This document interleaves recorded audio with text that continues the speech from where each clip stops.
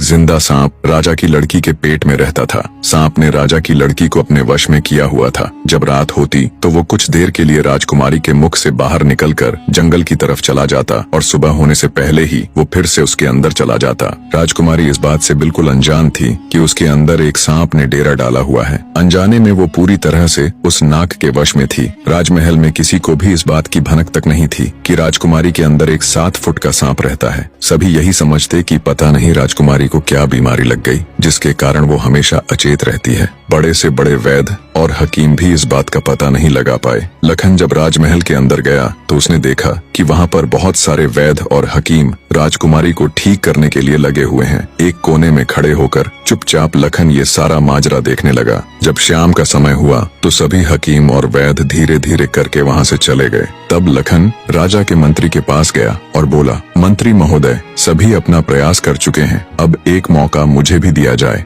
लखन की बात सुन मंत्री उसे अपने साथ ले राजा के पास जाता है और लखन का प्रस्ताव राजा के सामने रखता है। बेचारा हर तरफ से निराश हो चुका राजा एक बार अनमने ढंग से लखन की तरफ देखता है, फिर दुखी मन से कहता है, बताओ तुम मेरी बेटी का इलाज किस प्रकार करोगे। लखन राजा को प्रणाम कर बोला, महाराज, मुझे एक रात अपनी बेटी के साथ ठहरने की इजाजत दीजिए, तभी मैं किसी नतीजे पर पहुंच सकूंगा। एक बात और महाराज, मैं बिल्कुल एकांत में राजकुमारी के साथ रहना चाहता हूँ, तभी मैं अच्छे से ध्यान लगाकर राजकुमारी जी की बीमारी का पता लगा पाऊंगा। लखन की आत्मविश्वास भरी बातों से राजा के मन में हल्की सी उम्मीद जागी। उसने लखन को रात में राजकुमारी के साथ एकांत में रुकने की इजाजत दे दी। राजा की इजाजत मिलते ही लखन राजकुमारी के कक्ष में गया और उससे कुछ दूर एकदम चुपचाप बैठकर उसे देखने लगा। जैसे ही रात के 12 बजे का समय हुआ तो अचेत अवस्था में पड़ी हुई राजकुमारी के मुंह से सांप बाहर निकला और महल के परिसर से होता हुआ जंगल की ओर चला गया। ये सब देख लखन दंग रह गया। वो बिना कुछ हरकत किए चुपचाप वहीं बैठा रहा। जब रात का आखिरी पहर खत्म होने को आया तब वो सांप वापस लौटा और राजकुमारी चंद्रकला के मुख से होता हुआ पूरा उसके अंदर समा गया। दम साधे लखन ये सारा माजरा देखता रहा। सारा माजरा देख उसे समझते देर न लगी